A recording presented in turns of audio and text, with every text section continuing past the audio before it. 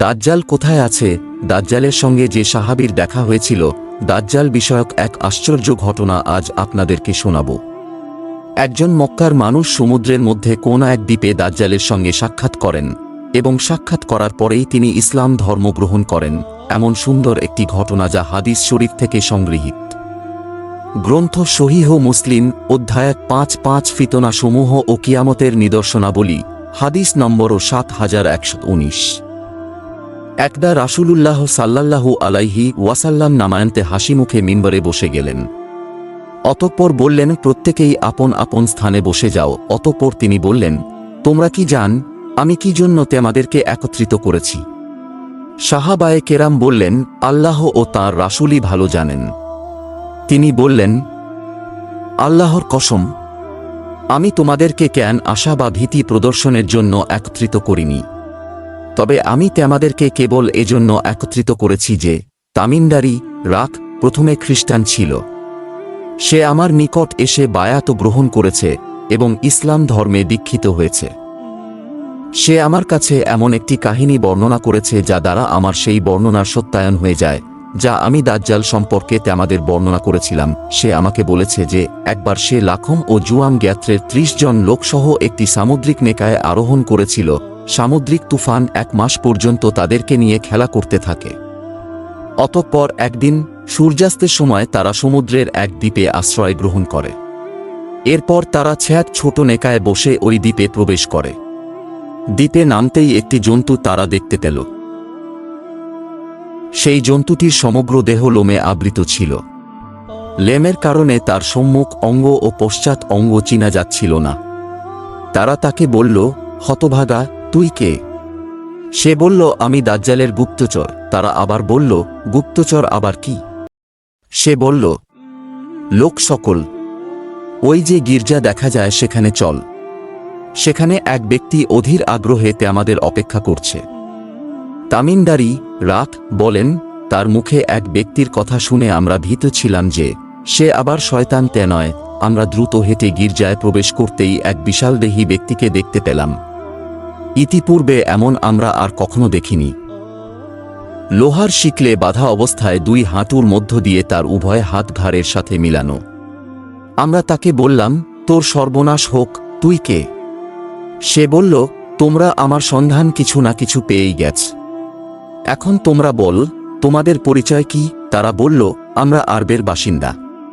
আমরা সমুদ্রে নেকায় চড়ে ভ্রমণ করছিলাম। আমরা সমুদ্রকে উত্তাল তরঙ্গে উদ্বেলিত অবস্থায় পেয়েছি। ১ মাস পর্যন্ত ঝড়ের কবলে থেকে আমরা তোমার এ দ্বীপে এসে পৌঁছেছি।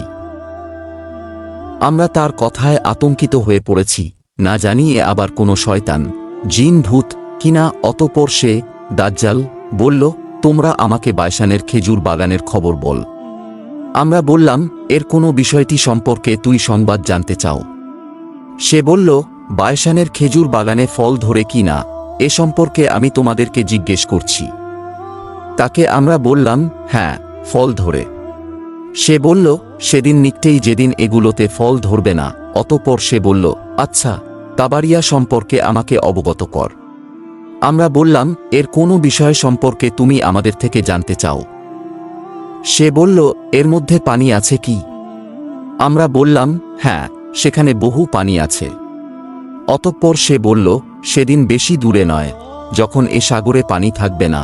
সে আবার বলল, জুগার এর ঝর্ণা সম্পর্কে তোমরা আমাকে অবহিত করো। তারা বলল, তুমি এর কি সম্পর্কে আমাদেরকে জিজ্ঞেস করতে চাও? সে বলল, এতে পানি আছে কি? এবং এ জনপদের লোকেরা তাদের ক্ষেত্রে এ ঝর্ণার পানি দেয় কি? আমরা বললাম, হ্যাঁ, এতে বহু পানি আছে এবং এ জনপদের লোকেরা এ পানি দ্বারা চাষাবাদ করে। সে পুনরায় বলল, তোমরা আমাকে নবী সম্পর্কে সংবাদ দাও। সে এখন কি করছে? তারা বলল, তিনি মক্কা থেকে হিজরত করে মদিনায় চলে এসেছেন। সে জিজ্ঞেস করল, আরবের লোকেরা তার সাথে যুদ্ধ করছে কি? আমরা বললাম, হ্যাঁ, করেছে। সে বলল, তিনি তাদের সাথে কিরূপ আচরণ করেছেন? আমরা তাকে সংবাদ দিলাম যে তিনি আরবের পার্শ্ববর্তী এলাকায় জয়ী হয়েছেন এবং তারা তার বশ্যতা স্বীকার করে নিয়েছে। সে বলল, এ কি হয়ে গেছে?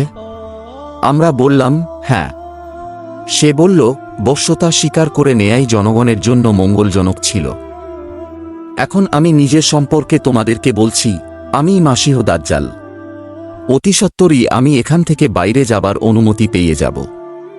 বাইরে যেয়ে আমি সমগ্র ভূপৃষ্ঠ প্রদক্ষিণ করব। 40 দিনের ভেতর এমন কোন জনপদ থাকবে না যেখানে আমি প্রবেশ না করব। তবে মক্কা ও তায়েবা, মদিনা এ দুটি স্থানে আমি প্রবেশ করব না। যখন আমি এ দুটির কোন একটিতে প্রবেশের ইচ্ছা করব, তখন এক ফিরিশতা উন্মুক্ত তরবারি হাতে সামনে এসে আমাকে বাধা দিবে। এ দুটি স্থানের সকল রাস্তায় ফিরিশতাদের পাহারা থাকবে। বর্ণনাকারী বলেন, তখন রাসূলুল্লাহ সাল্লাল্লাহু আলাইহি ওয়াসাল্লাম তার ছড়ি দ্বারা মিম্বরে আঘাত করে বললেন, এই হচ্ছে তায়েবা, এই হচ্ছে তায়েবা, এই হচ্ছে তায়েবা। তামিনদারির বর্ণনাটি আমাকে বিমোহিত করেছে, যেহেতু তা সামঞ্জস্যপূর্ণ আমার ওই বর্ণনার, যা আমি তোমাদেরকে দাজ্জাল, মাদিনা ও মক্কা সম্পর্কে ইতিপূর্বে বলেছি। তিনি আরেয়া বললেন, সিরিয়া সাগরে অথবা ইয়ামান সাগরে, বরং পূর্ব দিকে রয়েছে, পূর্ব দিকে রয়েছে, পূর্ব দিকে রয়েছে। এ সময় তিনি তার হাত দ্বারা পূর্ব দিকে ইশারাও করলেন।